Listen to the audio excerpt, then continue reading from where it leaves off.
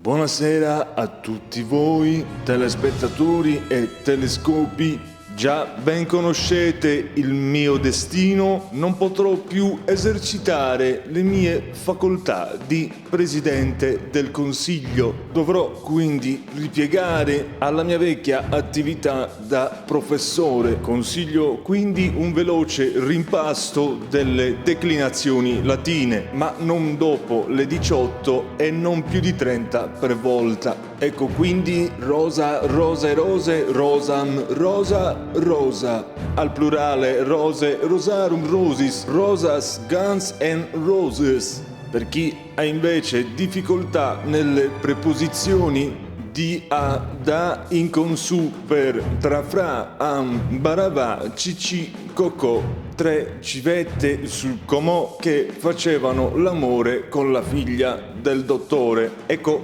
accertandosi comunque che il rapporto sia stato quantomeno piacevole e consenziente. Detto questo, attenzione alle civette che fanno posti di blocco.